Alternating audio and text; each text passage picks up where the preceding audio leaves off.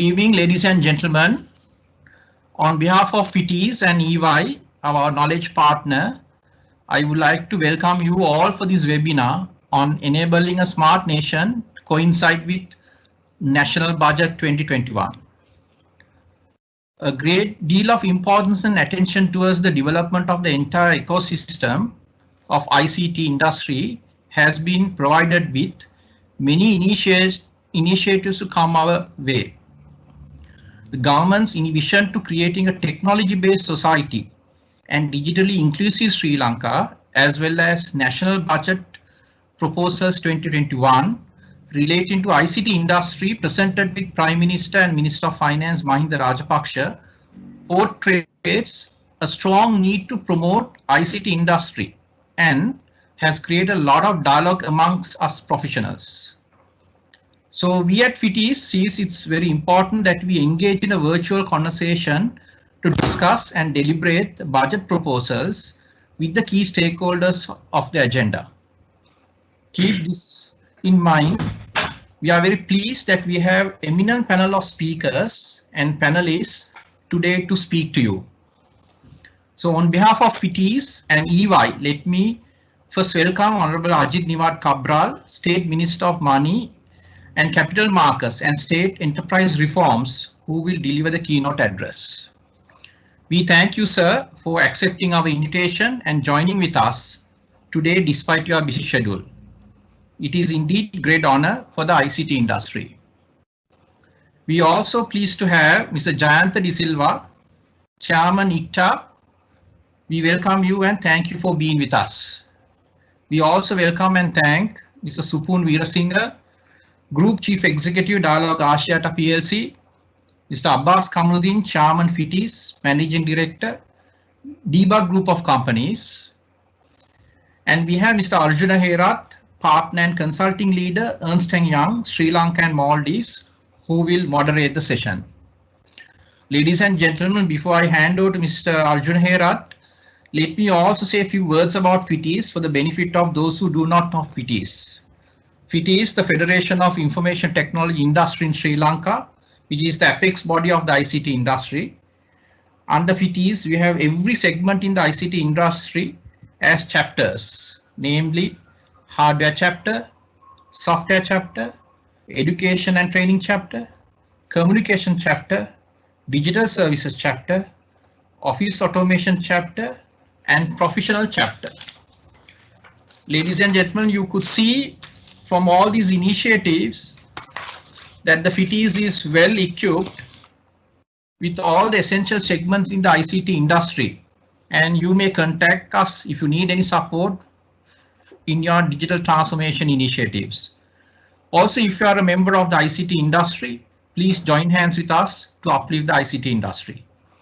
I also would like to thank our sponsors today, our event partner, Reddington IBM,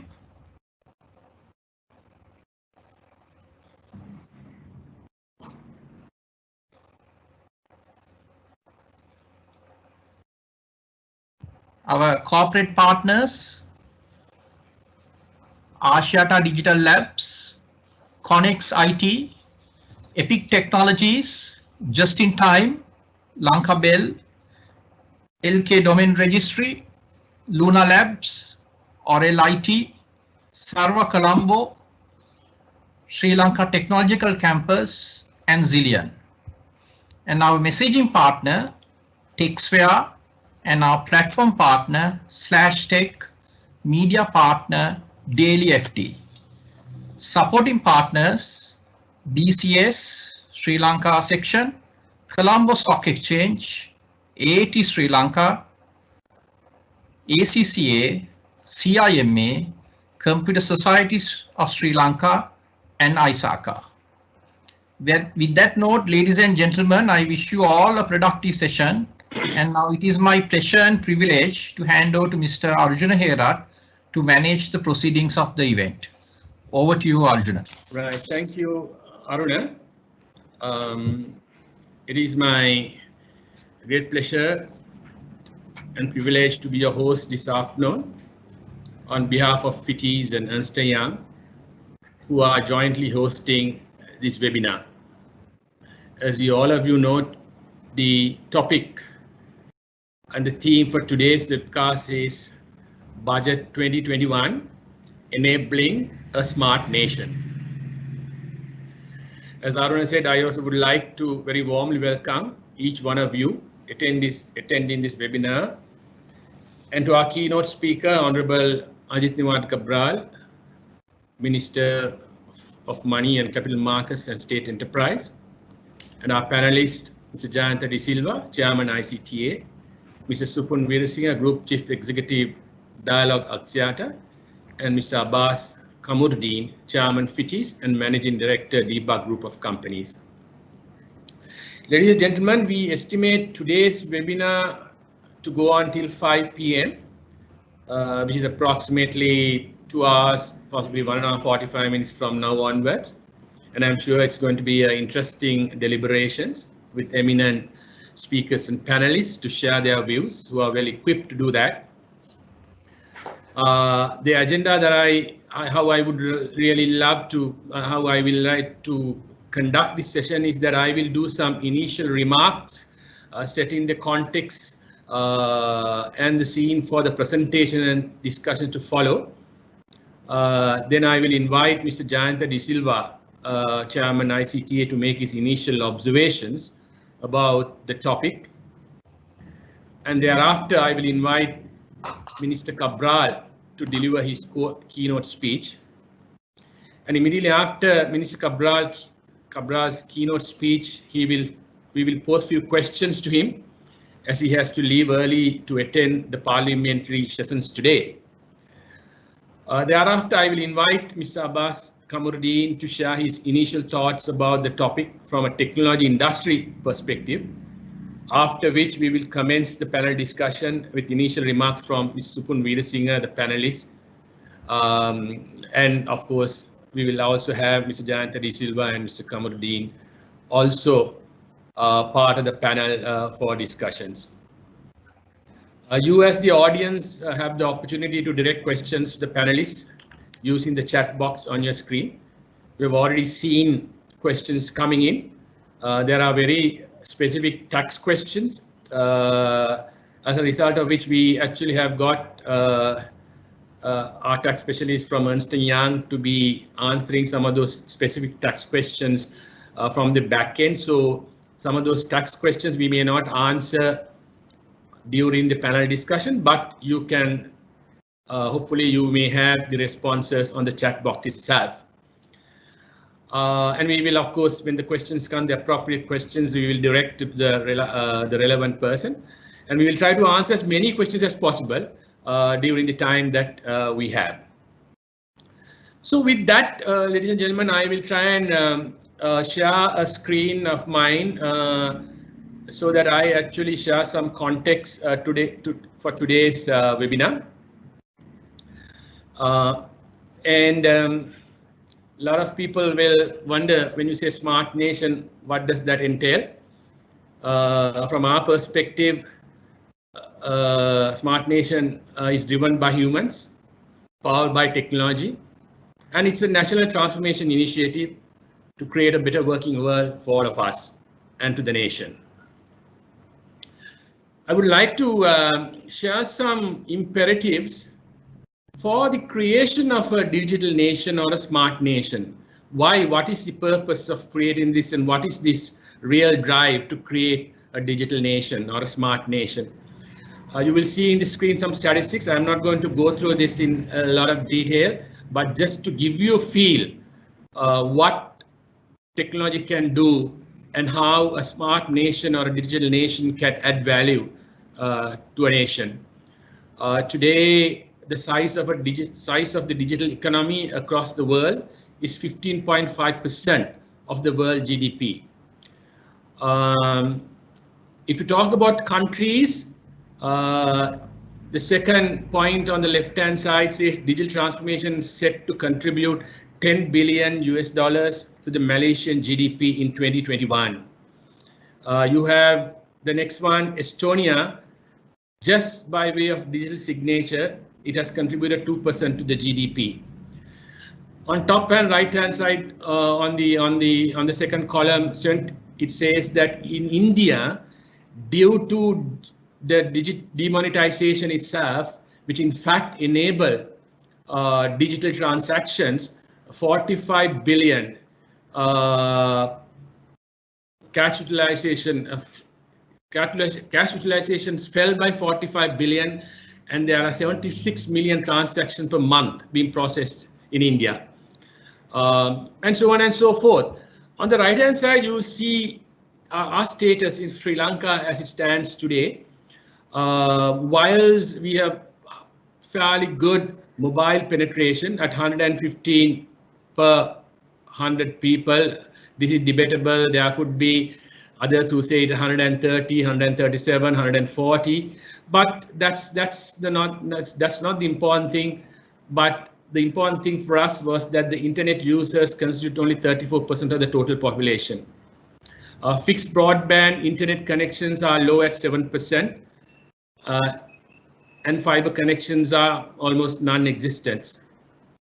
So the ICT development is hampered by low internet penetration and usage, and also this could be as a result of lack of awareness to coverage shortfalls, and so on and so forth. Of course, the digital skills of citizens also need to be improved for an inclusive digital economy.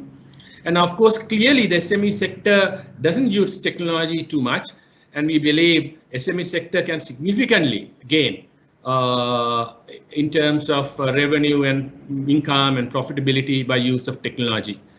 Of course, in Sri Lanka, cost of starting a business and processing new businesses is also costly and a timely exercise, and that needs to improve as well. Now, this is the context in which we are talking about the requirement for a smart nation and how it can add value. Now, I just want to, in order to create a context for our discussion among the panelists and for the presentations, I thought it may be useful to present the digital government blueprint of Singapore. Well, Singapore is an advanced country, and we are not really looking at just replicating what Singapore does, but I think it gives a framework for us to get a feel for what a smart nation is all about. In the center of this framework is the two principles that governs the digital sort of nation, which is digital to the core and served with heart, primarily driven by government. Everything that they could do using digital, and digital to be used in a transparent manner with a human touch is the kind of principles that they add up. And then it follows with three stakeholder groups, which is in the red-orange outer box, which is the citizens, businesses, and public officers. These three stakeholder groups are the primary stakeholders, and there are 6 outcomes that are being envisaged to these 3 stakeholder groups. In fact, to the 2 stakeholder groups of citizen and business is about ease of use, seamless, secure and reliable, and relevant outcomes are the ones that are being focused on, while for public officers, it is about digital enablement and digitally confident public officer segment. These are the outcomes, and in order to achieve these outcomes, we have 6 strategies in the real outer layer of this framework, which is in fact talks about integrating services around citizens and business needs, strengthening integration between policy, operations, and technology, building common digital and data platforms, operating reliable, resilient, and secure systems, raising our digital capabilities to pursue innovation, and of course, co-creating with citizens and businesses and facilitating adoption of technology. So the marquee initiative of Singapore, you'll see in this slide at the bottom right-hand side. On the digital economy side, you have e-payments, national digital identity, contactless fair payment, data innovation program office, network trade platform, and so on and so forth. And you have the digital government initiative. And on the digital society side, you have the Smart Nation sensor platform, and so on and so forth. So in fact, this framework is driven in Singapore with a strong KPI based monitoring system, and the elements that they have in the KPI is about stakeholder satisfaction, end-to-end digital options available, end-to-end digital transactions that are being done, digital capabilities by measuring the public service officers' digital capabilities, transformative digital projects available in the economy, and AI data and data analytics usage. So these are KPIs that they consistently measure. So in a roadmap for Smart Nation, we ourselves have also come into a very strong foundation with the budget this time, and it talks about very clearly sets a vision for a technology-based society and digitally inclusive Sri Lanka, and also talks about a technology-based entrepreneurial economy. Very clearly sort of believes that there could be value addition leveraging technology into drive economy.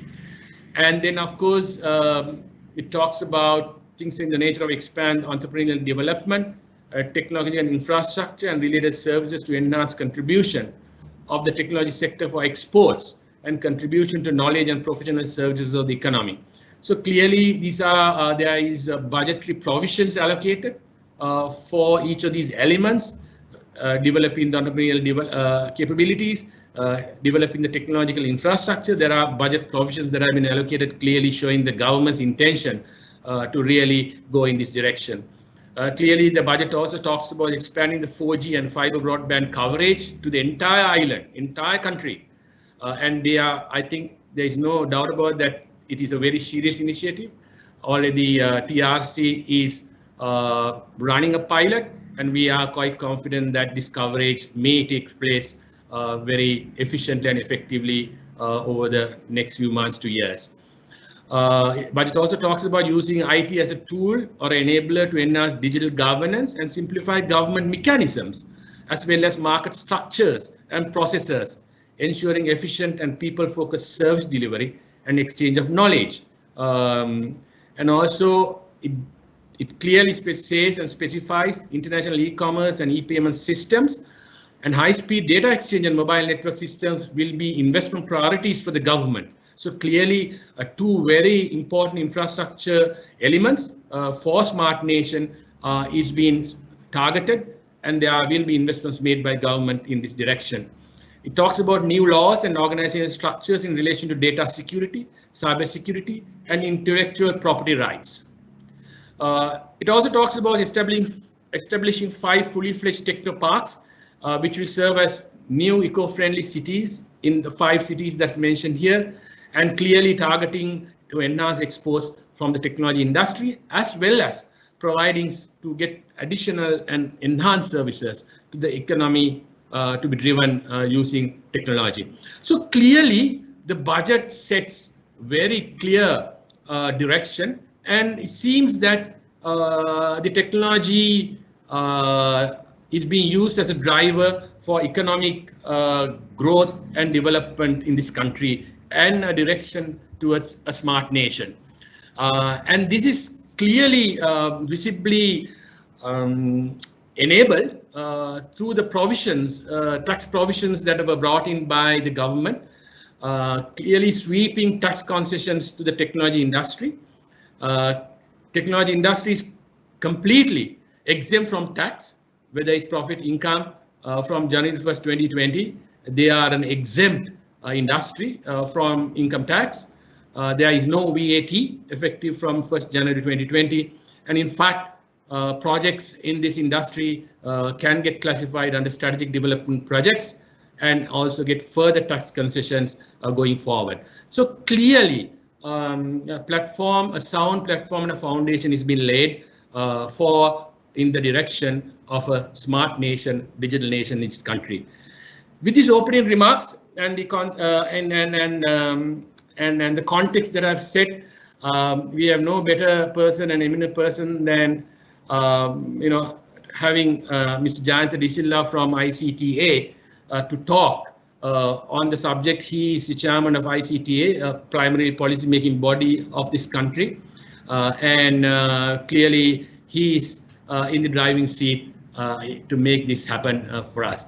Over to you, Mr. Jayantha De Silva, for your opening remarks. Thank you. Thanks, Arjuna. Kind of you to say so many good words. Honorable Minister and dear colleagues. It makes me a bit nervous to talk about budget when our Honorable Minister is here because we have been working with him for now, maybe for the last 15 years, the IT department. And if you may recall, sir, /com, our first meeting, strategic meeting, was also, sir, you are the one who actually helped us and to formulate a strategic development plan. So none better than you. And thank you very much. Okay, what do you mean by a budget? I mean, I don't have to say much about budgets because the Honorable Minister is here. But I'll just touch on enabling smart nation. Now, enabling a smart nation is extremely important for all of us. We all thrive for it, and we are all for it. So this particular budget, I would say, has all the ingredients to make our nation a smart nation. Now, why do I say that? Let me first talk a little bit about our nation. We are about 81% of Sri Lanka is actually rural, and only about 19% is classified as urban. The United Nations says that we are the 5th largest ruralized country in the world. But unfortunately, if you look at most of the budgets, most of the schemes that we have done, most of the investments that we have done, if you just go back and see, it has not been directed to the right place. So this was one of the major concerns of the present government. To go everything, the development plan to go to the rural sector. See whether we can reconnect Mr. Jayantha De Silva. If not, we can see how we can manage this. Give us a few minutes. You, Honorable Minister, thank you for joining us today, and we are honored to have you. Thank you. May I go live now? Please, your Minister, Honorable Minister, please take Mr. Honorable Minister live. Thank you. Thank you very much, Arjuna, and thank you, Aruna and Jayantha. I hope Jayantha can join us in a little while. I was actually looking forward to listening to Jayantha and then making my remarks. But since you have a little bit of a gap, maybe it's helpful to for all of us to become a little smart and then get into the mode of it. I like your theme, enabling a smart nation, which I think has been carefully structured, because being smart is the most important thing, particularly in times like these, because you got to be able to grasp a situation, you got to be able to make use of a situation. And if we do that, I believe we are all in a position to make use of the resources that we have, and also make use of the opportunities that will be ahead of us. So using that theme is helpful, and I want to congratulate all of you for selecting such a theme to reflect on the way forward as far as IT enablement is concerned. Now, I was thinking about what to tell you, because as you know, IT is not my main forte, but I thought maybe I'll link up the IT together with the overall vision for the country that we have articulated so far, so that we can perhaps see a connection, so that then there will be some area that we can focus on for the future as being the IT part, which goes hand in hand with the rest of the country's plans. Now, these thoughts that I'm going to talk to you now may appear to be somewhat random, but each of these could perhaps be little areas that we can work on in order to really make use of the IT, and also be smart so that we can together transform ourselves to being a smart nation.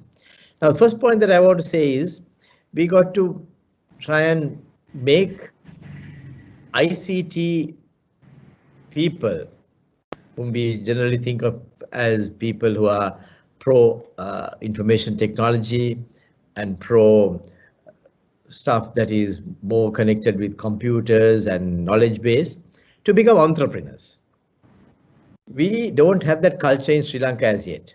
We got to convert them into entrepreneurs, because then only they'll be able to make use of their IT ideas to be able to connect with the economy, connect with avenues in which they can also generate profits for themselves as well as for the country. Now, that's vital that they take an economic viewpoint of the ideas as well. I have seen too many times people saying, I have this wonderful idea which can do so many good things for the world. But if you don't make any profits using that idea, you'll probably fall by the wayside because you don't have the capacity to stay in business and to make money. So I would like you to think not only as being IT specialists, but also as people who are going to contribute to the economy. And when I say contribute to the economy, translate your idea into something that would be having a commercially oriented part which can make money for yourself as well as for the country. So I think all great ideas must have some relationship with the commercial activities in the world, and hopefully we can inculcate that culture in the Sri Lankan ICT specialists as well. The second is that as Sri Lankans and as Sri Lankan companies and Sri Lanka as a whole, we need to give recognition to our own IT products. So if somebody were to develop an IT product, we should give preference to that. I remember when Sri Lanka started on this huge drive to develop its road network, we took a conscious decision as a government during the time of President Mahinda Rajapaksa that we would give first preference to our road contractors before we give preference to the others.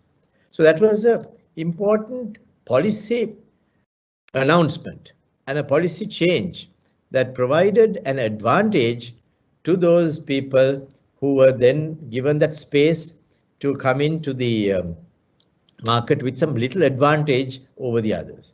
You see, no one is going to give Sri Lankan companies an advantage unless Sri Lanka gives it. So if we have a special idea that Sri Lankans have, we must give that some element of support so that they can take it forward.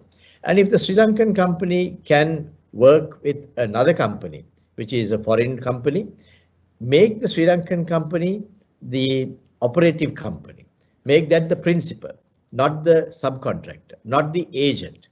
So hopefully we can make that change also, because then we will have Sri Lankan companies being the driver of particular projects, and the foreign companies, even though they may be big companies, it doesn't matter, they can work as a partner with the Sri Lankan company or as a support to the Sri Lankan company, but the recognition is given to the Sri Lankan entrepreneur or the Sri Lankan company so that there is a specialized recognition of their own prowess as well. The third that I thought of talking to you about is we should recognize intellectual property in order to qualify for collateral. Now, when you go to the bank, Arjuna knows this very well, the bank will ask for collateral. So the collateral is normally brick and mortar. They want to see a building, or they want to see some land, or they want to see something like that, which people can touch, hold and feel. But I believe we should inculcate a new culture in our banks as well, that we ask the banks to recognize people in a particular industry or people in a particular firm who have the specialized skill and knowledge. I think the only time that they have really recognized this so far is in respect of accountancy firms, where the banks recognize an accountancy firm with a goodwill and they are able to lend to those firms, or to a legal firm, and they recognize that the professional build-up or the professional practice has a value which can be used as collateral, and then they start lending based on that collateral. So in the same way, we should now bring in the IT specialists also to be recognized as a special skill, as a special intellectual property, which can qualify for collateral. And that's vital that we do that, because if you don't do that, you'd probably find that over a period of time, the capital that is necessary will not be there for the driving of those companies. Now, I think I would probably have a conversation about these matters with the stock exchange as well as the SEC as well in due course. And I'm keen that this particular concept is being recognized by institutions, by government, by the banks, so that we can inculcate that new concept within the whole gamut of IT, because then only we can really be smart. If you're saying smart, where does the smart have value? The value must come with a recognition. Value must come for it to be, if it is recognized as having the base for a collateral. So that's the translation of value, and that's something that we need to work on. The fourth item that I thought I must talk to you about is we should set up an equity fund for IT enterprises, similar to the venture capital funds that we have all over the world. Sri Lanka has still not been able to properly constitute an equity fund that will provide capital in equity form to various new concepts as well as new industries or new ventures. We need to have the funds put in place, and we need to have private sector driven approaches for that, because it's only if we do that properly that we will find that there can be a proper harnessing of the ICT skills, which can then be used in businesses thereafter. So let's see how best we can work on those lines as well. I'm sure all of you who are in the industry can search for opportunities and search for capital or pools of capital that can be used as the nucleus for this kind of equity fund. And from the government side, I'll be happy to promote that and support that, because it's only then that we will be able to have a nation which really truly transforms its IT specialists into being entrepreneurs, and that's something that we need to work on in the next few months and years. The fifth item is that as a government institution, I would like to see the Export Development Board and our commercially driven embassies in the future. As you know, the President has already mentioned that, and so did the Prime Minister, that our embassies must play a much bigger role for the future. And for them to be commercially driven, we need to have those Export Development Board as well as our commercial as well as our embassies to specifically promote Sri Lankan IT companies and Sri Lanka products and services. That's vital, because all over the world we find that the high commissioners, the ambassadors, when they come to see state officials as well as ministers, they come and talk to us about their own country's institutions, their own country's contractors, their own country's entrepreneurs, and they try and promote those. And that's an important part of commercial diplomacy today. Diplomacy is not all about representing the country at the United Nations or going and then providing some interview once in 2 years.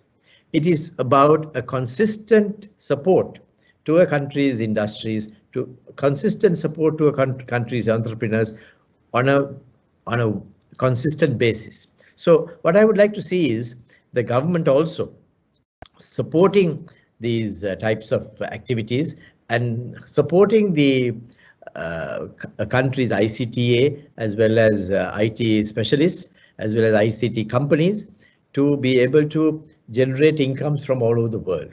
I know this has been articulated already by the President as well as the Prime Minister, And I was talking to the foreign minister, who himself is very supportive of that. And so is the state minister, who have all are excited about giving that support. And I think the new ambassadors who are going out to represent Sri Lanka would also be in a position to support Sri Lankan entrepreneurs. And I would like to see them particularly supporting the IT industry, because Sri Lanka is fast gaining some recognition as a country, as a people who are able to give this kind of support all over the world. And we have some really fantastic success stories, which I think we should articulate more.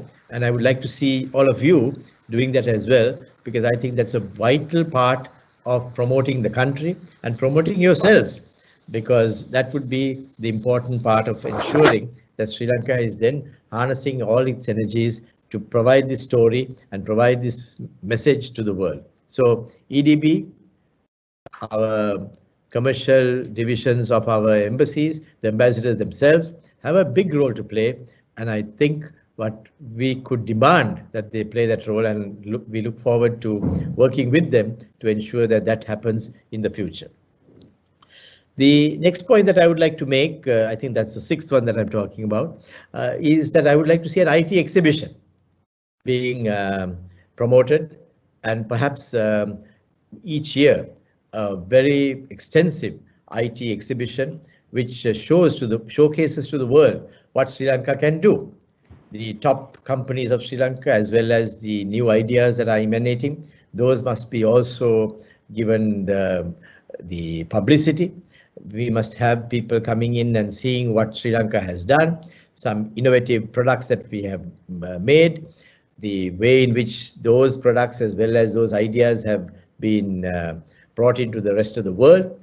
And we need to do that on a regular basis. And that will also spur new people to come in and then give their own ideas. And then we'll be able to make use of that new thrust to develop our country's ICT sector. Hopefully, Jayantha and his team, as well as the others, will give it some thought. I'm not sure whether we have already some nucleus to do that. I've heard some innovation type of activities of that nature, but something consistent, something which happens each year, so that it's a part of our calendar, and we make sure that this exhibition is given focus, and Sri Lanka can then showcase its products and make sure that the world takes notice of what we are doing. So hopefully we'll be able to do that, and I would like to see that being done in the next months and years. The eighth part is already it is mentioned in our budget speech as well, about IT park, the theme parks, as well as IT related activities where people can at any given time come in and plug and start. Sometimes you have great ideas, but by the time you get your act together and get a office going and people put together, it takes a long time. And I believe now what we need is the time to get that going as quickly as possible. As they say, the world now will reward people who are fast and not necessarily big. So those who are fast, who can transform themselves into a new product, into a new service as quickly as possible, will probably be the ones who will make the best use of the new changes in the world. And I would like to see that being done. As you know, COVID was a good example where those who were able to quickly shift gear and make use of the new normal were the ones who really were able to be the success stories. The others fell behind. So let's take a cue from that, and let's see whether we can develop IT parks which will support our own people who have new ideas to come in and then work on those lines. And if you do that, I think we'll do very well. The last point that I would like to make is about concessions that the government would have to consider in due course to those who provide infrastructure to these kinds of projects. Sometimes it's necessary for new buildings to be done, smart buildings, so that the smart buildings can actually provide the infrastructure for smart people to come in and work. so that the smart people don't have to waste too much time in translating the idea into a commercial application. So, and that support is needed through an infrastructure development that we should be working on. So that's another very important part that we'll have to do. And finally, the 10th point that I would like to leave with you is about our own training of people who are in this industry. You don't stay smart all the time. Sometimes you are smart, but other smart people also come in and they take over or they overtake you. So if you want to be smart and you want to be smart all the time, you got to keep abreast. You got to make sure that you are ahead of the game. And to do that, you need to have a very good educational background. You need to have consistent support and continuing professional education. And that can be only done through a focused approach. And I would like to see that focused approach being inculcated into Sri Lanka. As to how you do it can be different one profession to another. I know certain professions do it one way, certain others do it another way. Your profession is a lot more hands-on, and I think although I don't know too much about it, I know you'll probably need to be keeping abreast of every development that is taking place every minute of the day, because there are so many developments taking place. So it's very challenging for you as to how you would make use of your own time in order to make that happen. Will be your call, but I would like to see that being done so that Sri Lankan IT specialists, or those who call themselves IT specialists, would be people who would be at the top of the range, who will be aware of the state of the art of the industry. And if we do that, I think we'll really be in a position to call ourselves a smart ICT based community, and that would definitely be something that would support a smart nation. So I want to congratulate all of you for reflecting on a theme of this nature, which I think is very important for us to reflect upon. You have provided the space for that kind of approach to take place. As a government, we recognize that it is a very important part of Sri Lanka's development agenda, and we have given it certain support in the budget of this year. We intend supporting it further. We want to make these industries and your sector one of the most vibrant sectors in our country. The new areas that we are opening out, particularly the international port city, which is going to position Sri Lanka to the rest of the world as being a very important commercial and knowledge hub, would be a great platform for you. So hopefully you will take advantage of that. Sri Lanka will benefit by that, and then really will be a smart nation. Thank you very much. Thank you, Honourable Minister. Thank you very much for your 10-point agenda. I'm sure the industry will take it on board as an agenda that they would want to really look at closely and to see what they can enable and what they can facilitate. Honourable Minister, before you go, I know you wanted to leave at 4. Just one question that comes from the audience here. It is about this. The question is around, there are restrictions on imports now, and the industry to really progress, particularly the technology industry and related developments that are taking place. There is need to have equipment, there is need to have imports to really progress on this industry. And the question is how you would see these import restrictions be managed in the next few months to the next year, so that they are aware of what strategy and plan they should have in place in relation to progress that they want to make. Very fair question. What prompted the import restrictions was, as you all know, the COVID debacle, which had to be tackled in some way where we could reduce our outflows of foreign exchange, and that has been to a great extent achieved. But still, the countries are not out of the woods as far as the external accounts are concerned. Not only Sri Lanka, but many other countries as well.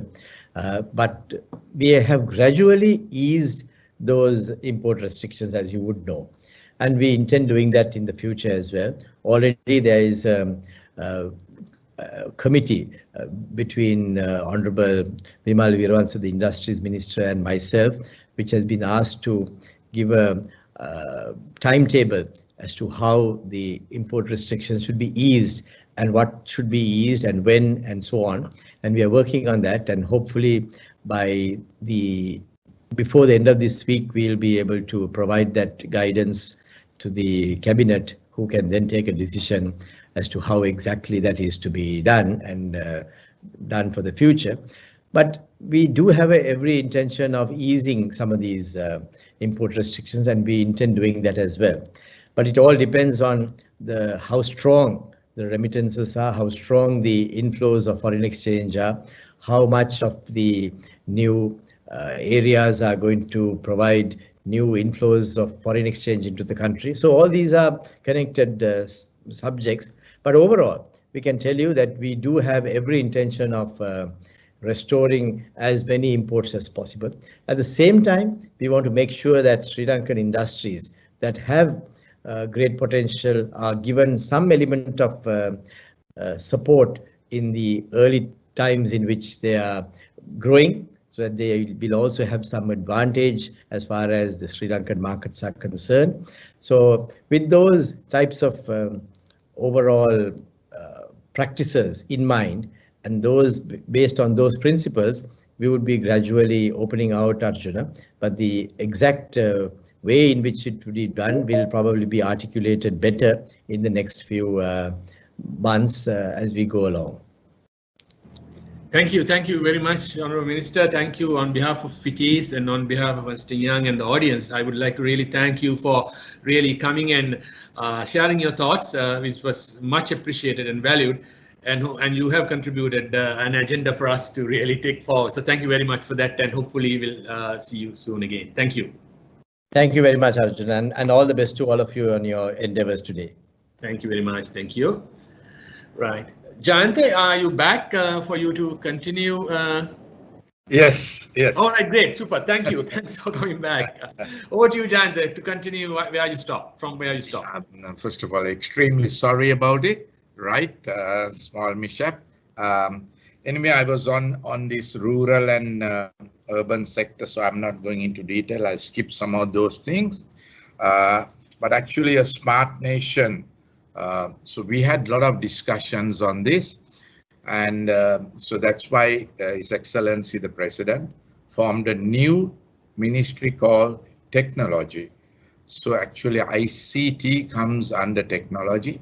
But there are 10 other organizations which are coming under technology. So it's a huge scope under His Excellency, because we felt that technology should be brought in as one, so that the synergy between most of these organizations, like Gamata Sannivedana, we have to bring it under the same ministry.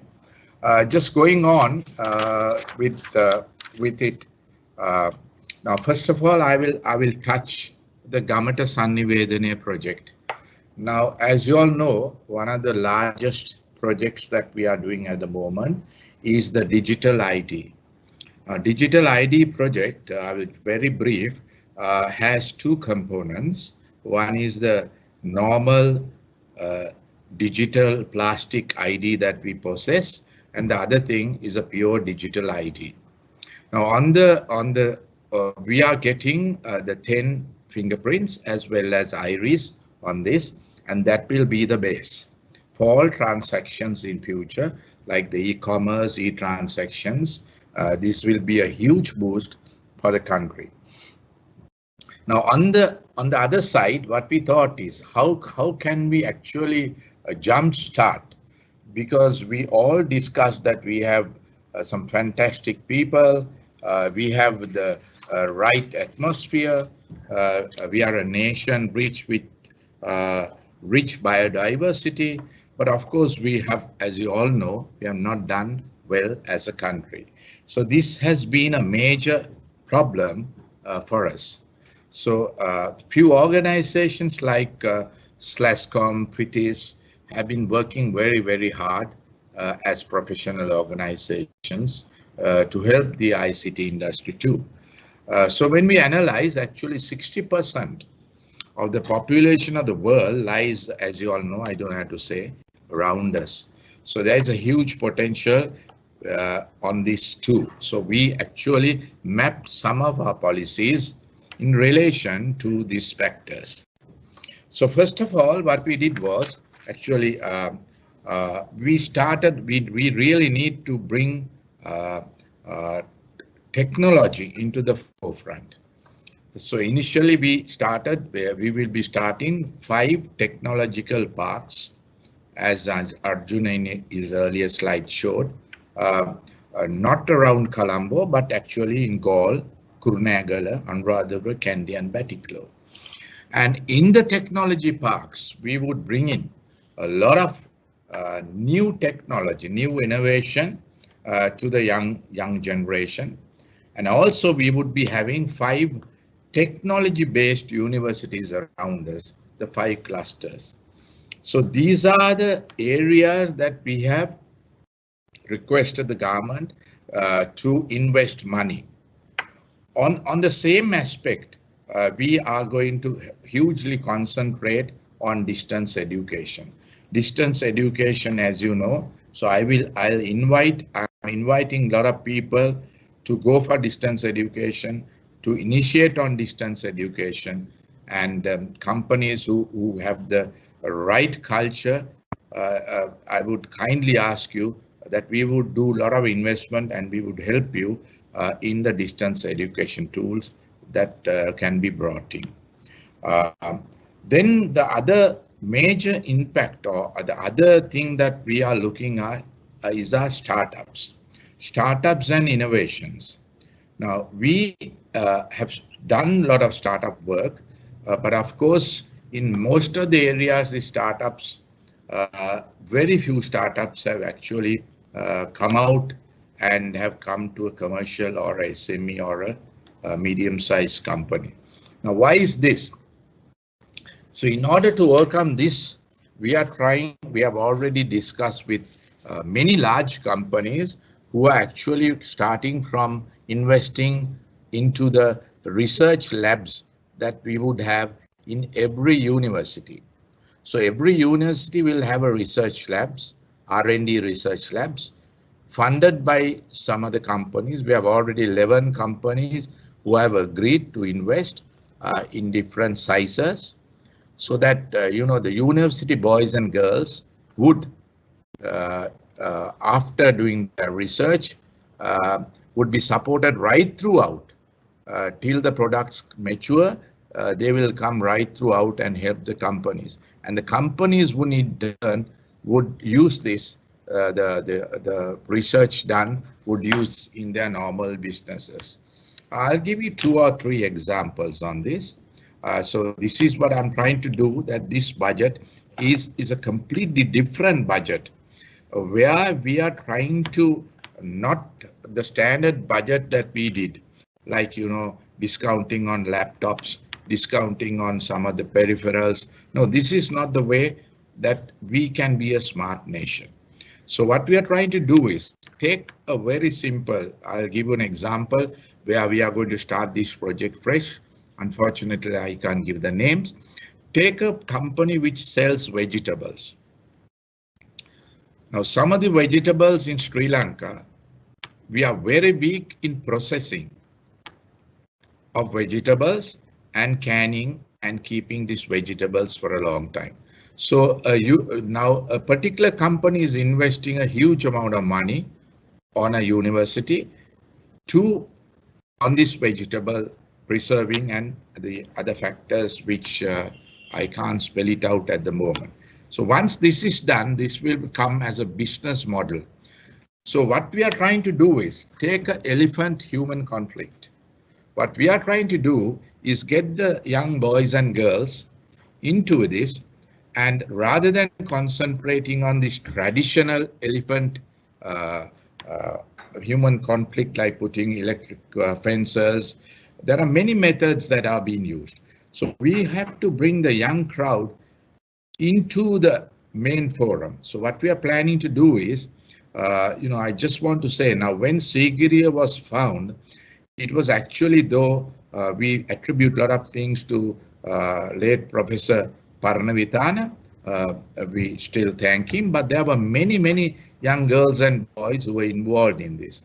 Likewise, we want to bring our university students, university graduates to this and get them, rather than being focused only on the exam. Most of the R&D that the university students do end up after they do the exam and pass the exam. We want to bring in a lot of companies by this model. So one of the key things that we are going to bring is actually startups.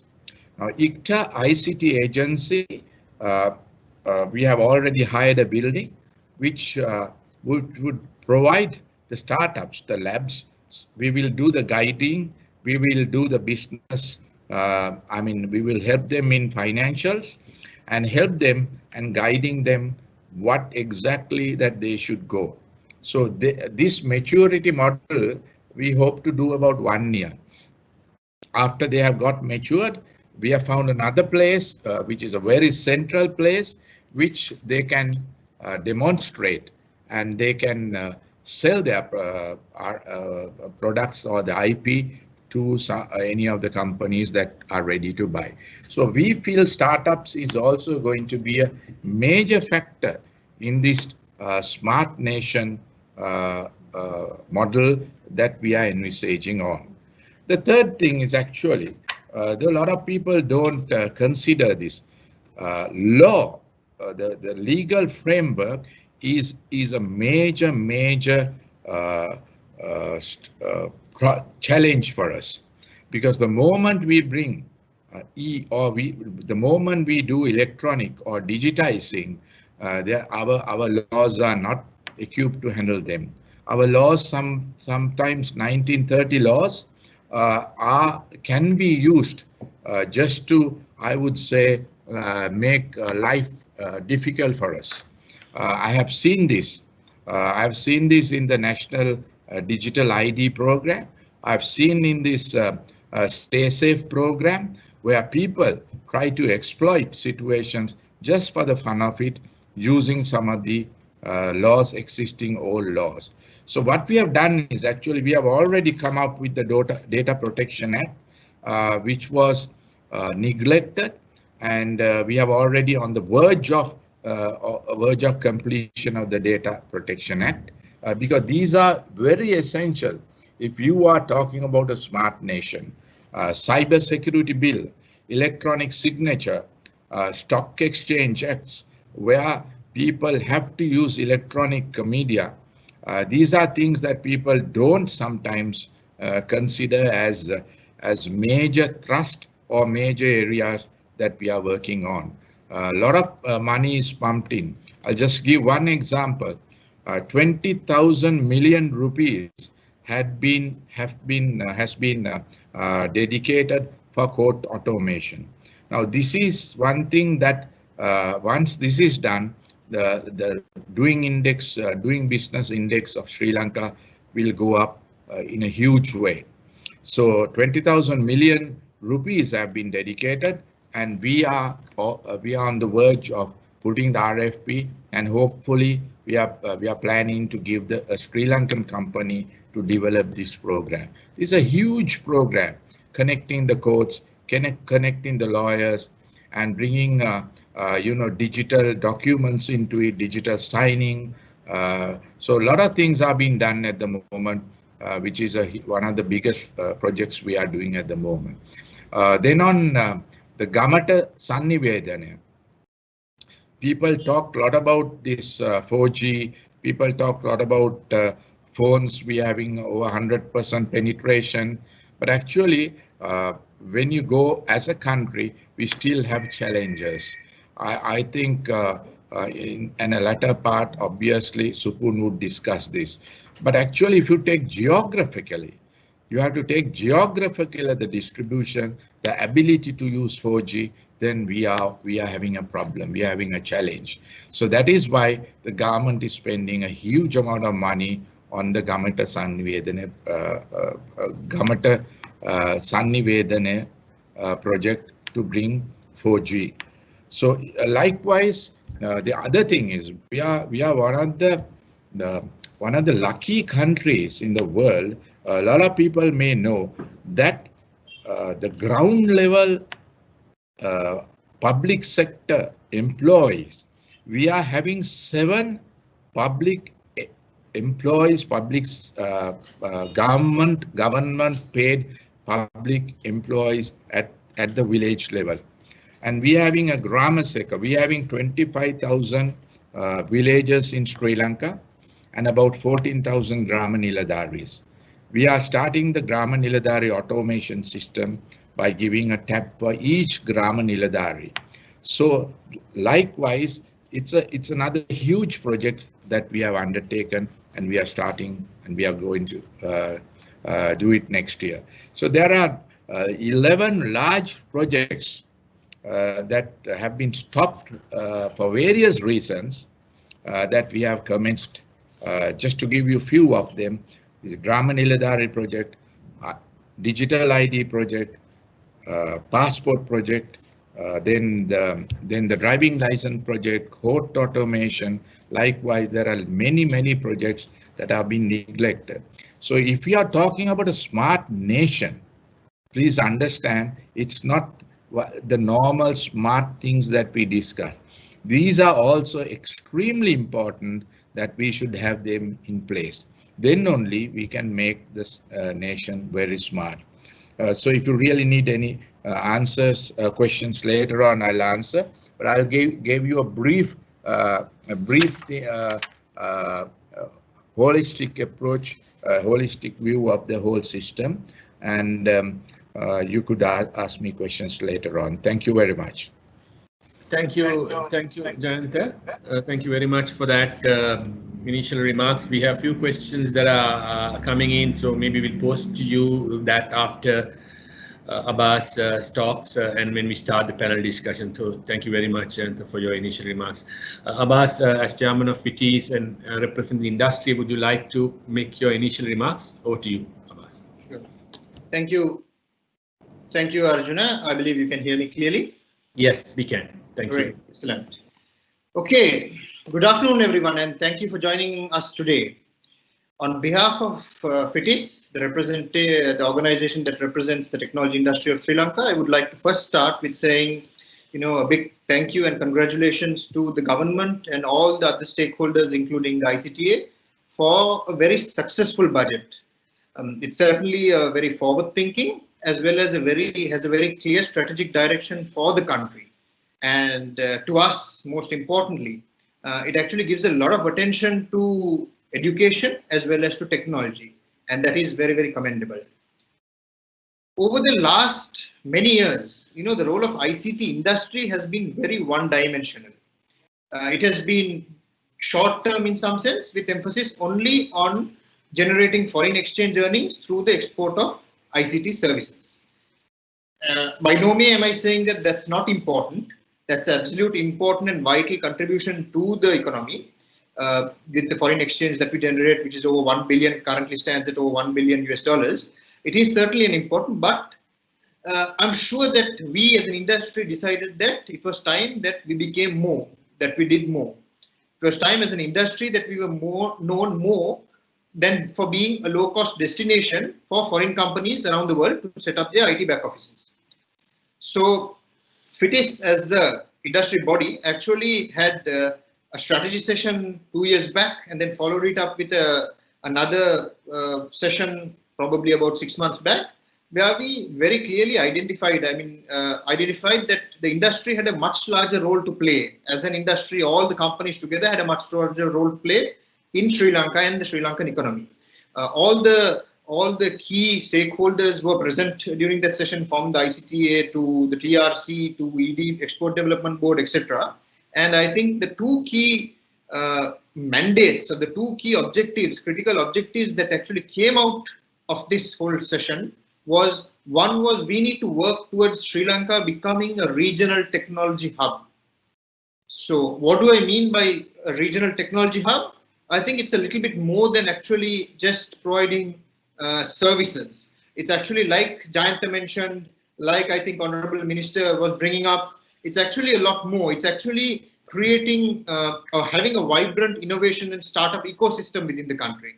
It's about having local intellectual property being developed locally and owned locally, products that are being developed locally and globally marketing themselves global at a global scale. It's about very highly skilled resources in high-tech technology that's available out there. It's about creating technology entrepreneurs, like the Honorable Minister said. And it's also about bringing tech-based investment firms and setting up tech-based investment firms within the country. It's about having access to all our regional markets around us, for example, from Bangladesh, India, Nepal, and maybe even up to some of the Southeast Asian markets. And most importantly, it's about creating an environment where we have ease of doing business. So I think that some of those put together is what would help us move towards being a regional technology hub, which is absolutely a vital element and absolutely could contribute drastically towards our economy.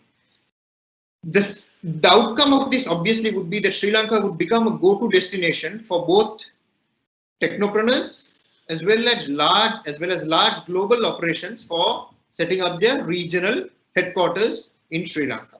So that would be what we would be able to achieve through this whole initiative. The second mandate that we worked on was accelerating Sri Lankan economic prosperity by enabling a digital economy, which would bring a high level of productivity, efficiency through digitization of various elements of our economy. So we've spoken about it. I think Arjuna spoke about the importance of a digital economy and the elements of a digital economy. But simply put, it's how do you increase your GDP by digitizing every element of the economy. So this would require a clear strategy that would address digitization at every element, from the citizens of the country to the government to the private sector.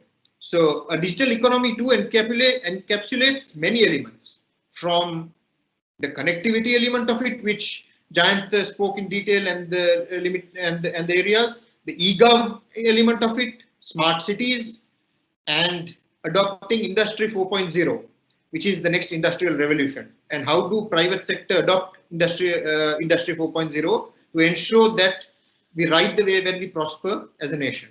So to give you an example, I think some examples which I would pick up some of the examples that Arjuna brought up. At a recent collaboration agreement which we had with Malaysia, with the Malaysian Digital Economic Corporation, Malaysia stated that their contribution from a digital economy to the whole GDP stood at 18.5%. That's not a small amount at all. That's a substantial contribution to the GDP. And that's through Malaysia having a digital economy strategy for many, many years, and it evolving over time and developing over time, but that is what they have reached. And that is what a budget that can support a strong digital economy strategy can do for the economy. And that is why it's so important that that budget, like Arjuna mentioned earlier, has touched upon so many key elements of a digital economy within the budget. So let me just share with you some of the objectives. If we can move to the next slide. Basically, that we have set ourselves as an industry. We have two key objectives under these two areas of digital economy and creating. So we would like to see, to start with, we would like to create a digital economy which actually contributes at least 7% to the GDP in the next 3 years, as well as we would like to see under the theme of creating a regional technology hub. We would like to see 500 Sri Lankan tech ventures representing 50,000 technologies, creating 1,000 innovations, generating $1 billion US revenue. And all this has been very well facilitated by the budget. And I think the powers that ICT has got will enable our industry to be able to achieve this with the support of, the enablement of that ICT has been given through the budget as well as through the president. So let me share with you on the next slide 7 key pillars or strategies that would enable a digital economy as well as would enable us to move towards a regional technology hub.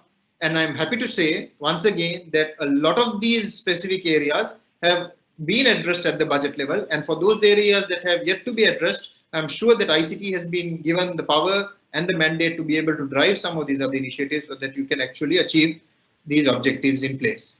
The first one is basically the first pillar would be on connectivity, which includes 4G broadband coverage, like it was discussed earlier, device and smartphone penetration.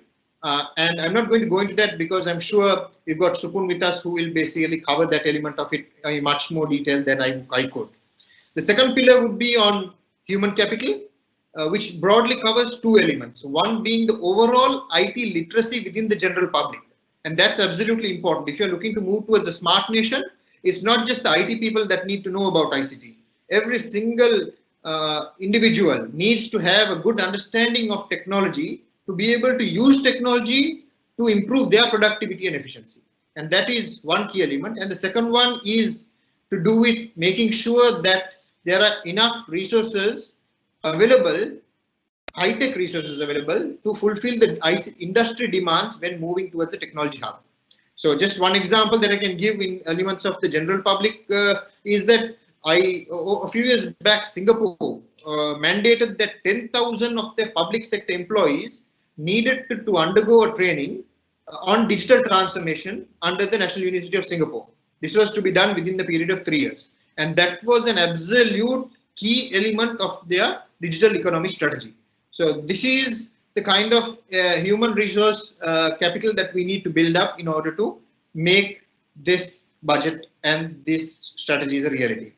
Third is the usage of internet-based services, including apps, platforms, education resources, and the budget actually has made certain proposals, for example, such as establishment of an international e-commerce and e-payment system, which will greatly help assist the cause of the increase of usage in technology services by the public. Fourth is probably a very, very key element which needs to be really thought about, which is the integration of digital technology within especially the private sector. That comes in from every element from digital marketing to ERP systems to moving on towards Industry 4.0 and helping companies to move towards that level of competition and moving towards the next industrial revolution. I believe some portion of the 8 billion rupees that has been allocated to ICT will go towards helping local industries and local entrepreneurs to understand the next industrial revolution taking place and to support these companies to help them change and stay relevant. This is very especially important for exporters because they need to increase their productivity, they need to increase their efficiency in order to remain competitive in a global market, which is changing very fast using technology. Fifth is the digital public services from e-government to smart cities. I think Jayantha has covered some of the projects. He's mentioned 11 projects that are going to be coming up. And I believe that it's really great news to hear that there are so many projects coming up. And I believe a lot of the budgets which are not seen under ICT have been allocated under specific ministries to be able to automate or to be able to digitize some of these ministries to ensure that where like the budget states, to ensure efficient and people-focused service delivery and exchange of knowledge within the government. So that's really, we're really happy to see that as an industry.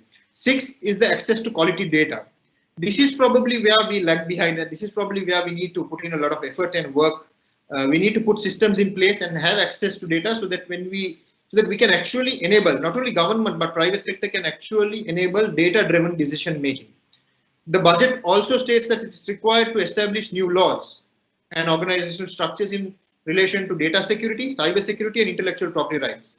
And all these legal frameworks will actually be the foundation towards setting up high quality data to be made available not only to government but also to public. The seventh pillar is on digital entrepreneurship. I think Honorable Minister mentioned a lot about digital entrepreneurship, and Jayantha too has covered a lot of initiatives that have been taken to cover digital entrepreneurship. There's 10 billion rupees allocated for regional technoparks, and that's going to really make people look at new technology, look at taking new technology to market and basically going global thereafter.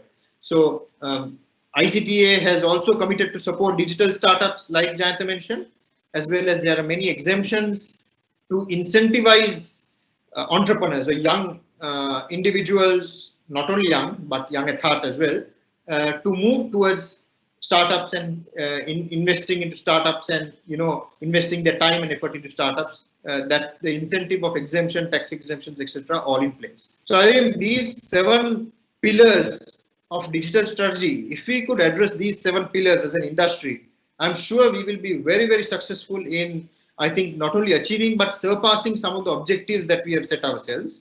And I believe that this is probably the first time where we've got a highly empowered ICT agency that is backed directly by actually the president, as well as we've got an industry which is very, very keen on making sure that this happens and this delivers. And put together, I'm sure that we can actually achieve wonders for the Sri Lankan economy through that.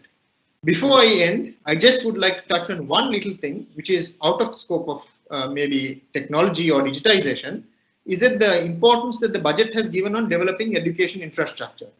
Now, that is where it all boils down to.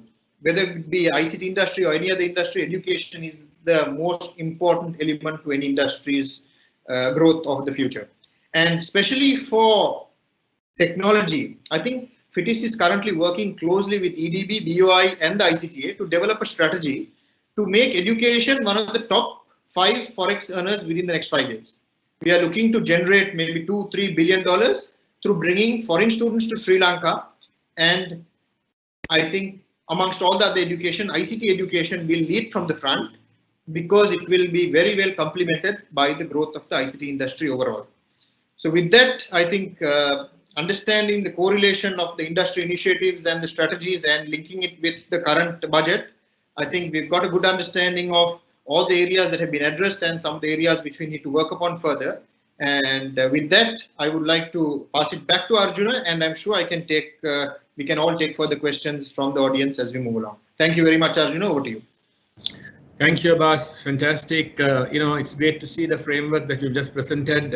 Looks like it's very well aligned to a smart nation framework, as well as it complements the budget. So, great. And we are all looking forward to real progress in this area. Great. So thanks, Abbas. And I believe Supun is, we can start the panel discussion. There are a few questions that have come, which I will post to the panelists. We'll start with Supun. I believe, Supun, you're online, right? I just want to make sure you are there so that I can post a question. Yes, I'm here. Right. Supun, thank you very much. Hi, everyone. Thank you. Thanks, Supun. Thanks for joining. Yeah, great. So Supun, since we didn't hear, I just, we've had the Honorable Minister, Mr. Jayantha De Silva and Mr. Abbas Kamrudeen all talking about how a smart nation can come to being. I would like to really know from you, and maybe the audience is very keen to possibly hear from you, is as from a telecommunication industry perspective, a telco industry perspective, what you believe are the most important elements to really make this work for this country, a smart nation which will actually contribute and drive the economy and create a complete transformation of the nation? Very broad question. Over to you. Certainly. Yeah, thank you. Thank you for putting that question across, because it sets I can set the context for this discussion. I think we always talk about very advanced technology and less so about the underlying infrastructure that is needed to carry that technology or use that technology. So the paramount aspect in any smart technology or smart nation is to having broadband coverage across the country, ubiquitous broadband connectivity, we call it, or giving everyone good broadband services.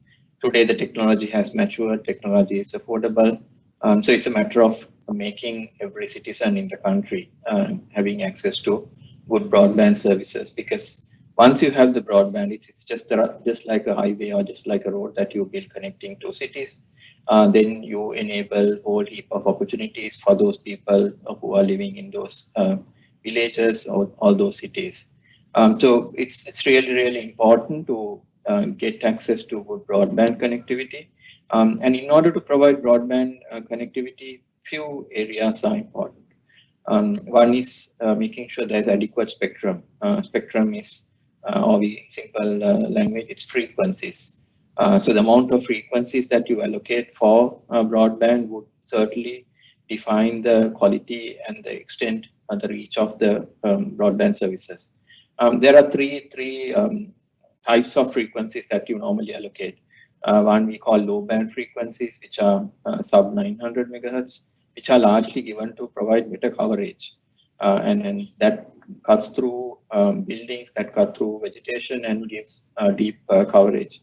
But the capacity on those frequency bands are limited, so you can't carry a whole load of data, but it helps to connect rural communities.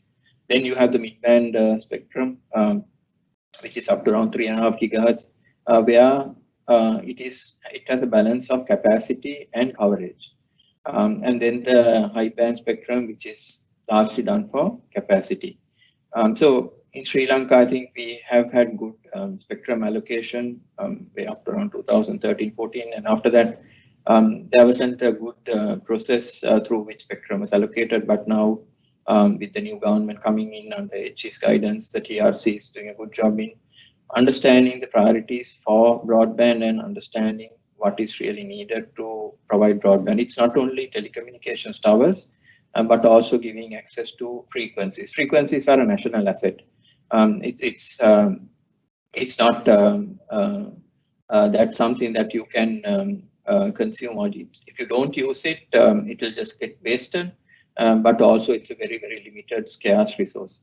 And it is very important to make sure that the spectrum that is allocated are being used by the service providers, because one can sit on spectrum but do not deploy other services across the country, then it's an idle asset. I would say a damage that you are doing to the entire country by not investing and using that spectrum. So the spectrum allocation is very, very important to make sure that there is a transparent and a good allocation which rewards service providers who are investing and making use of the spectrum allocations to deliver good broadband. The second aspect is making sure that there is incentives for rural connectivity. I think I think in 2016 or 17 budget we saw there was tax which was targeted at towers. So that incentivized putting towers, and that prohibits effectively going into rural markets, because when you put a tower in a rural market, you have to pay a 200,000 rupee tax. And anyway, it's very hard to make ends meet in a rural connectivity solution. And adding a tax would certainly further dampen that chances. So, however, since November last year, we saw the TRC identifying broadband connectivity as a critical area for enabling a smarter nation. So this time around, it was done very systematically, because I think providing coverage is a massive challenge, and it has to be done very scientifically. We need to understand what are the black holes, where are the gaps that we have, and then design plans, bring all service providers together, and then develop that. So the budget this time plans to refund part of the telecom development charge. Normally, every international minute that is terminated in the country, there's 12 cents US cents as international telecom levy. 6 cents is paid to the government. 6 cents is retained by the operator for rollout. So of the 6 cents that the government is given, up until 2012, government used to refund back in lieu of rural connectivity. That was basic connectivity. But now again, from this year, we have seen the government is looking at refunding for broadband connectivity and fiber rollout. So that helps the operators to create a rational business case, which would give economic sense to the country and commercial sense to the operators to provide broadband access. So providing coverage is very important in this equation. Capacity through spectrum is very important. And third one, in a digital ecosystem, is the overlay applications that we put. I think Jayantha spoke of digital ID. So be able to identify a person in the digital world, authenticate a person in the digital world is really, really important. Otherwise, all the other services that we want to build on, from commerce to health to education, all that becomes very challenging if you cannot identify the person in the digital world. In the physical world, we have the paper identity card and we can authenticate, or the passport to authenticate. But you need to accurately authenticate a person in the digital world, and that's something that the government has prioritized. In fact, this afternoon I got a letter from the TRC that TRC is inviting through the National ID Department for us to connect to the National ID database to authenticate. So again, improving the KYC or know your customer. And that's really important, because if we are to use the mobile connection as an authentication tool, it's really important to make sure the underlying information is correct. So these are the three more important areas. And then as telecom service providers, our main objective is to make sure we provide good connectivity that involves good capacity in the city, and also making sure good coverage in the remote parts of the country, so that everyone has affordable connectivity, and then we do it in a manner that everyone can afford. So with that, I'll conclude the early remarks and then hand over back to you, Arjun. Thanks. Thank you, Supun. Thank you very much. I'll revert back to you with another question. If there is a specific question, we can talk about it, but I'll go back to Jayantha, if you're there, Jayantha. This is in relation to, I think the minister spoke about developing entrepreneurial skills. We also talked about the requirement, some of the other speakers spoke about the requirement to develop ICT skills. I see that there is an ICT Skills Council that has been formed with the aim to prepare Sri Lankan workforce for digital Sri Lanka and make Sri Lanka an ICT skills hub for the global ICT industry. And their objective is to, provide the human resource for a $3 billion industry by 2025, and to increase the skilled workforce to 300,000 people. Do you have any thoughts around this, any advice around this, and how we really can work this out? Because I think this is a very critical aspect for the concept of a smart nation. Yes, Arjuna, a very appropriate question. This has been one of our major concerns. We coming from the private sector, as this has been obviously something that we have been considering for a long time. And, there are many avenues, in my opinion. The development, when you say ICT, if you take software development cycle, we actually today, most of the development tools are getting more intelligent, and they can be, frankly, in the cycle, you really don't need a graduate to do something, right? You need a lot of new technical ability. I understand, but actually, some of these things, with codeless programming coming up, and so it is more specifically at the high end, we need a lot of good people. So because of that, we actually want to intake the guys who can do IT, ICT. We really need to increase. So we are this time we have increased the intake, as you may know. The second thing is actually these conversion programs that have been done in a very informal way sometimes. So we want to bring the arts graduates and other streams into conversions in a very formal way. And Professor Lalit Gamage is in charge of that. They have first-hand experience in the slit, and also there are some very good lecturers around the Sri Lankan public sector universities who have a lot of good experience. So we are trying we are also starting a plan. So that is that. And the other thing is actually that we are having an idea, which is sometimes a tough decision, where we want to bring computer science subject to all A-level students. That means all A-level students to have the ability to do computer science as a subject. Sometimes there are a lot of resistance around, but I, of course, feel that A-level computer science subject is more a conceptual subject rather than, you really don't need, computers to do it in this present world. But having a computer is always good. I don't want to debate on that to say you don't need a tab or a computer, but there are ways of bringing computer knowledge or computer as a subject. Again, we are trying to bring the syllabus from the 5th standard, some type of computer knowledge. We have done all the syllabus, and you will be surprised that we have already printed the books from the 5th standard up to the A level. So these are being done parallelly. So we want to, because in the cycle of software development, we can handle it. But as the minister said a little while ago, there are many other opportunities that are in ICT related or technology related, because we want to bring technology diffusion in a very big way, because to helping other industries like agriculture, health, education, and many other areas where technology is being used for their main business to enhance. So thereby also we want to bring technology parks and then to get them into technology.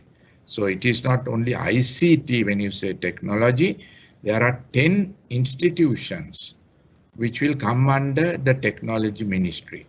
So it's a huge ministry headed by as the minister president. And as Abbas said, there are a lot of funds being allocated to specific ministries to use technology in the future.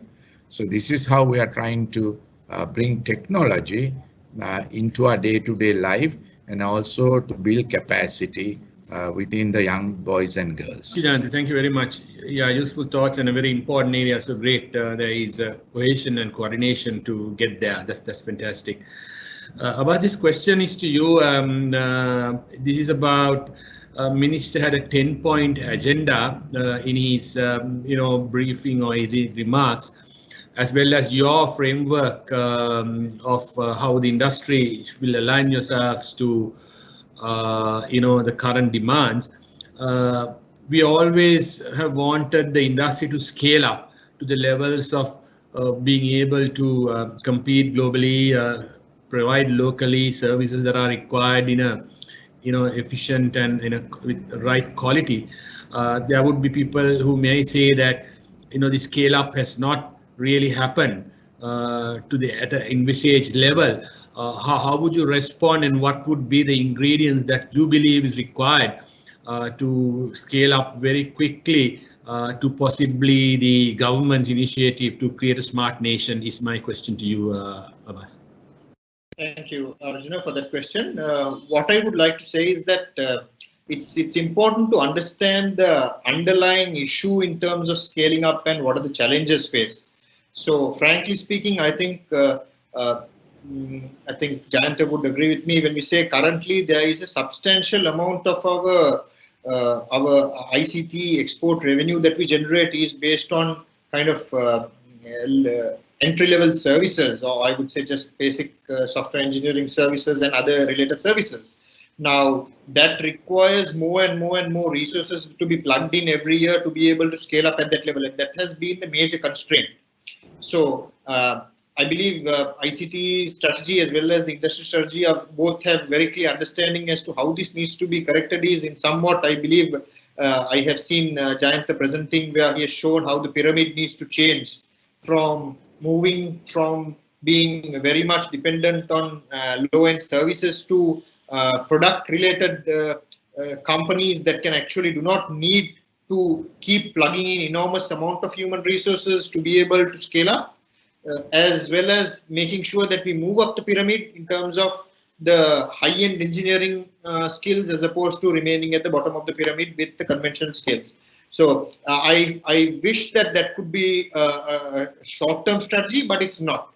It's actually got to be a bit more of a mid to long-term strategy. And I believe we've been talking to various stakeholders on how we can actually do that, how we can actually build towards that.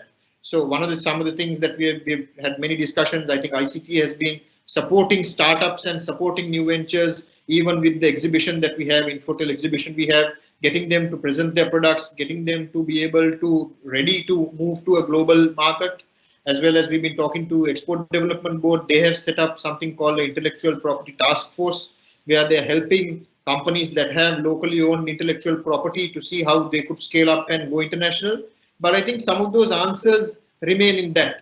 So in order for service companies to scale up, I think we'll always have a restriction in terms of number of resources that we can pull out to the extent that we would like to scale up. So it has to have a really good mix of having that service business coming in, but also having a good portion of intellectual property or product-based business coming in from globally, as well as moving a lot of our low-end services moving to high-end. And that element, I think, has been well understood and addressed, and that's what's probably going to help us to take that next step. Sure. Great. Thanks, Abbas. Thanks. So I think we have 15 minutes more. I'll have the last round of questions, one each for each of the panelists. I believe the tax questions have got answered, which tax question that relates to this industry has been answered for audience, whoever who asked those. Hopefully you have been able to see those. As the last question for Supun, this is in relation to the we heard, and it's in the media, that the data protection legislation will come into being very soon, and that of course there are questions in the chat box today asking what are the elements that are going to get covered and so on and so forth. I suppose we don't have a lawyer and who knows this possibly, so I didn't post those questions to anyone. But my question to you, Supun, is how critical is this envisaged personal data protection legislation in facilitating Smart Nation, and what would you like to see in that, and what are those critical ingredients and requirements in such a legislation so that we actually create the required ecosystem for a Smart Nation to flourish? Yeah, I think it's a good question and very, very important element, I would say. Protection of data, and then the data creator he has the final right of his data. And I think what we are seeing is that we also participated in providing input at the draft stage, which has been done very professionally over the last couple of years, developing this legislation. Built largely on the GDPR principles, making sure that the personal data is protected and the data custodians are also regulated through a data governance authority. Because I think, say, telcos, if you look at, we are a large custodian of personal data. And telcos have taken that responsibility very well, I would say, and maintain protection and made sure that the data is protected and used only for that purpose. And if we are to use data for any other purpose without the consent of the owner of that data, then we will be breaching that fundamental right of data privacy. So the data protection legislation that has been drafted covers all these aspects. And it is very, very important, just like a digital ID coming into play. In the digital world, digital privacy law, cybersecurity laws will set the rules of the game. Because we cannot go into the cyber world without defining the rules. Today, cybersecurity related laws are also very weak. And if there are cyber crimes that happen, then the legislation that they are to protect the affected person is very limited. So similarly, data protection. So when we are building a smart nation and digital nation, it is very, very important to define the rules of the game and enforce it. That also would involve educating our people, the public, and also setting the governance framework for enforcement. And then these have been really thought through, and I'm very happy to see that some of the work that was done by the previous regime has been carried forward, and adopted, being taken forward as priority to set this in place. And overall framework, since it's being done on GDPR, which is being seen as one of the best piece of legislation for data privacy.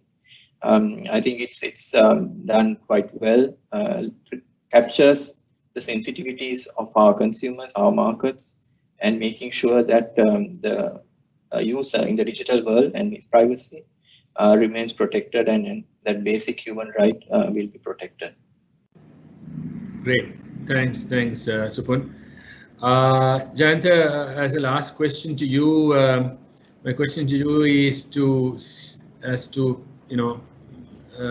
ICTA is the agency that's driving this entire smart nation concept. There'll be a lot of work that you'll be doing in this regard, and what would be your expectation from the industry, technology industry, IT industry, and what would be your ask from the industry to make sure that we really get to our aspirations?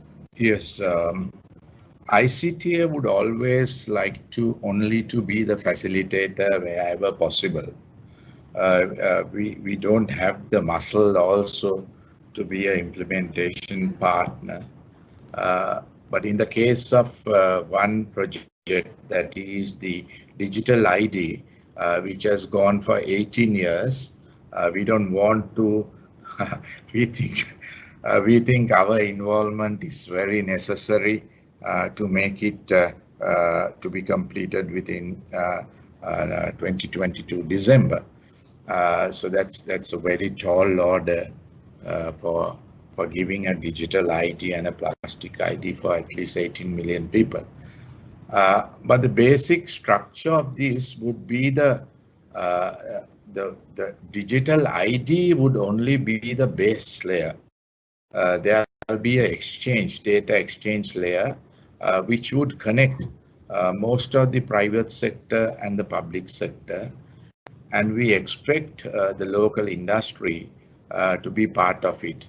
So we want, if you take a simple scenario like a banking or telecom, right? If telecom wants to give a connection today, right? They have to take a lot of precautions. And as you know, the ID card, today's ID card is not reliable, but we have to depend on it, unfortunately. So thereby a person can have multiple ID cards and multiple phone connections. It goes to banking also. So what we are trying to do is first clean up the whole process, and thereafter the private companies to come and connect into our data exchange, and depending on the requirement, we will be giving access. Take another area which is one of the very vital thing is the road accidents, which we feel that people today, road accidents have gone beyond control, and not much emphasis is laid on until one of our relations or one of our close friends dies.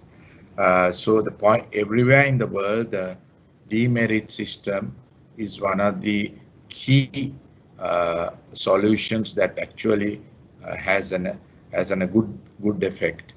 But again, with many, you won't believe, many driving licenses, many ID cards having for people, this cannot be implemented. So we are working with the Sri Lankan police, and already it's application that will be built on our electronic or digital ID.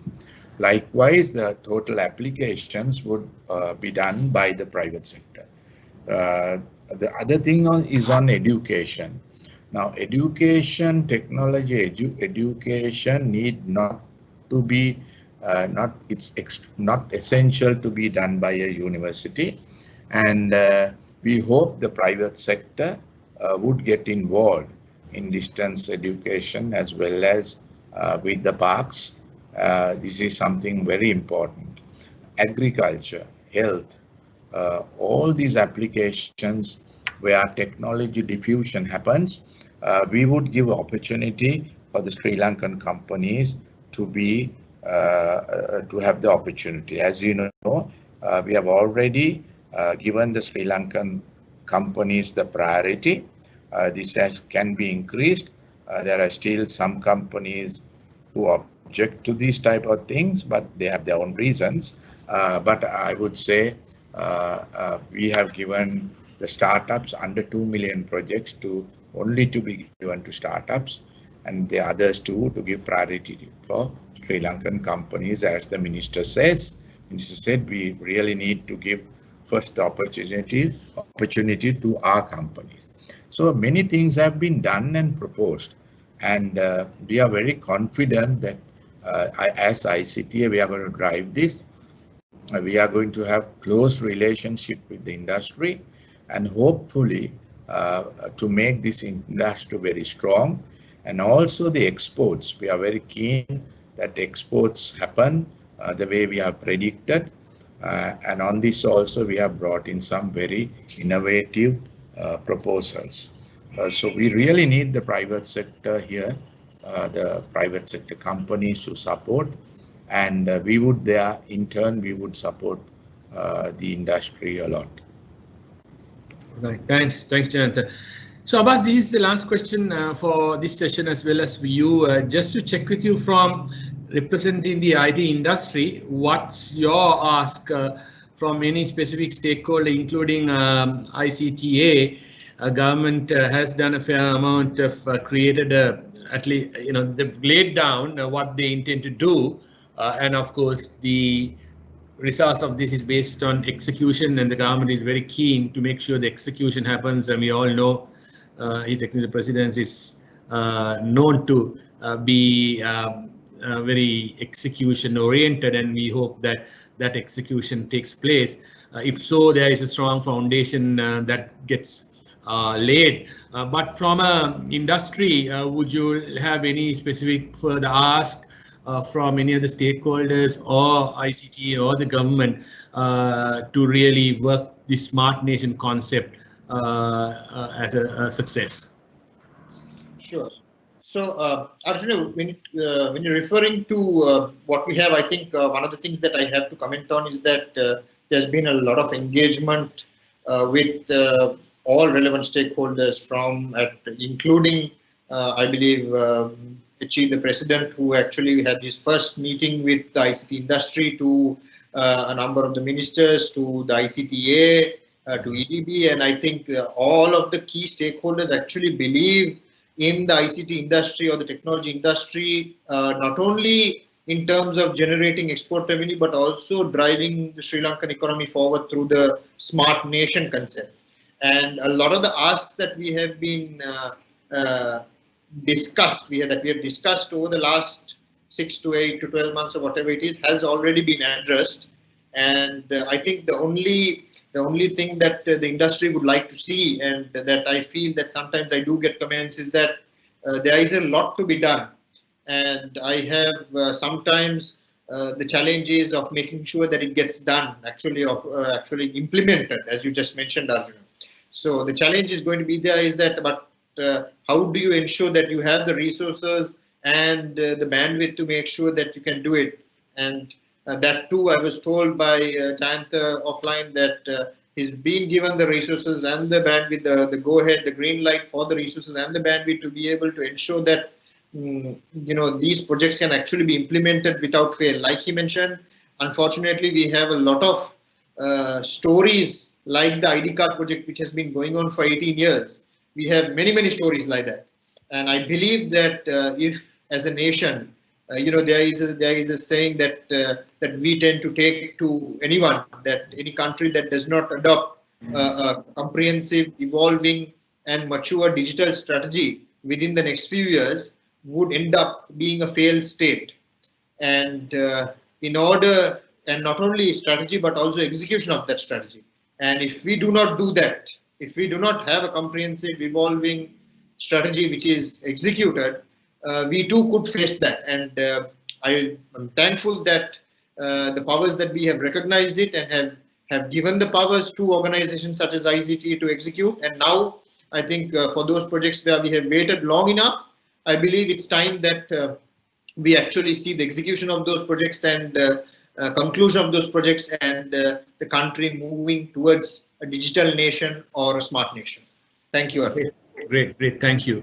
Just one concluding remark from me, and then maybe I'll hand over to Aruna to really to wrap up this session. Is that we also have to get the citizen prodded along, prod them to really, get to the concepts we are talking about. COVID-19 has really created a ecosystem that citizens were forced to really participate in that whole digital journey that we went, and I think we should not allow this to fall. I don't know whether you're aware, in a Scandinavian country, there is a tax for using cash. If you're doing cash transactions, there's a tax. Normally, when we use credit card only, we have to pay a commission, which is like a tax for us. But in that country, if I'm not mistaken, I'm not sure it's Norway or where, Sweden or Norway, if you do a cash transaction, you have a tax. So which would mean you have to do a card transaction or an online transaction if you in fact don't want to incur that tax. We saw in India, we had demonetization, and that we saw the statistics on that. That has in fact created a reduction in cash transactions to the tune of 45 billion. So that's another aspect that possibly ICTA and the government can look at. How do we really, once we create the required ecosystem, how do we really get the citizen on board, incentivize the citizen on board to really traverse this journey with the industry and with the policymakers? That's sort of just an aspect that I thought I'll share with the panel here with all of you. Arjuna, can I add? Can you give me 2 minutes? Yes, please. Yes. To get this opportunity, thank you very much. This is regarding the the application that we did for COVID. I'll be very brief, right? Suen Situmu. In Sri Lanka, in many countries they use the smartphone. But in Sri Lanka, we have less than, almost 50% smartphone. If all had the smartphone, we didn't have a problem. But then we had to use the button, the normal standard phone. Okay, we did that. But then we were asked to do for school children, 15-year school children who doesn't have ID card and who doesn't have a smartphone. So we were compelled to open the system for them to enter at the gate point. So, a lot of people are saying that our system can be cracked, our data can be taken. The system is built that way. The system is built that way, but unfortunately, as people complained, we had to take that feature out. Because what will happen if a 15-year-old boy who doesn't have a smartphone or ID comes to a shop and wants to shop, right? The only way is for that particular person to enter some identification, and there we had to open. But because there were a lot of resistance, or a lot of people were saying, we had to take the names of all the people out, and we had to close this. So this is in turn actually who suffers. It is we who suffer, because actually, if someone has COVID and he comes into a shop, right, even after 5 days, we can locate and we can inform the people that a particular COVID guy has come to the shop while you were there. That's the whole idea we did. But unfortunately, in Sri Lanka, right, there are a lot of people who are saying about data being, I just can't understand. But anyway, we had to accept a lot of criticism, and we had to sort of take this feature out. But other than that, we guarantee that this data is in our cloud and there is no tampering, nothing, and we vouch for it. All right, thank you. No, thanks. Good to have shared that information with the audience, Jayantha. Thank you very much. Right. So I must thank the panelists, Honorable Minister and Jayantha, Chairman ICTA, Supun, Group CEO of Dialog, and FITIS Chairman Abbas, and for this very interesting and illuminating discussion. I enjoyed the panel discussion, and thank you very much for your contribution to this. And we hope it was the same with the audience who participated, and thank you to the audience for participating actively and posing these questions. Thank you very much. Arjuna, over to you. Thank you, Arjuna. Thank you for sharing the session. So on behalf of FITIS, it is my great pleasure and privilege to propose the vote of thanks at the conclusion of this session on the theme Budget 2021 Enabling a Smart Nation. First of all, let me thank our eminent panel of speakers who shared their thoughts and the valuable guidance given to us. I would like to thank the Honorable Minister Ajith Nivard Cabraal sharing his thoughts and also articulating clear 10 points that the industry should consider. I'm sure those points are very useful to the industry, and we hope to look at some of those points as we go on. Then I would like to thank Mr. Jayantha De Silva, Chairman ICTA, who elaborated government vision in making a smart nation. I think those points are very useful once again from an industry perspective. Then I'd like to thank the Abbas who sort of elaborated the 7 key points strategy from industry perspective and how we can collaborate with the ICTA and the government to take the smart nation strategy. Also, I'd like to thank the Supun sort of elaborating the telco, how telco sector could help in taking the Sri Lanka to a smart nation. And finally, Arjuna, I'd like to thank setting up the context for the today's session and also moderating this session excellently. And also for EY, we would like to thank, this is the second session that we are doing with EY in collaboration.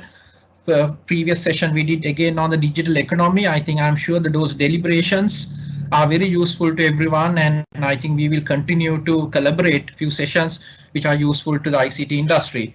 I would also like to thank the participants. I think we had over 600 registrations today.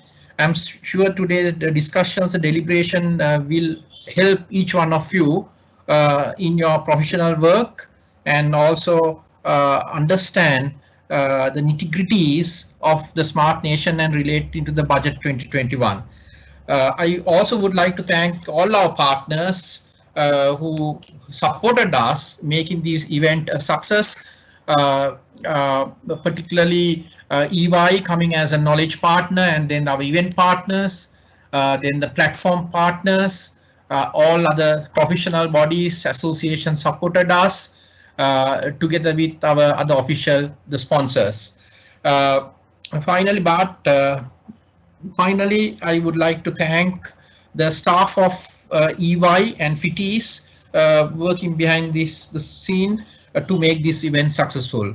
So with that, let me wish every one of you stay safe and healthy, and wish you a enjoyable evening.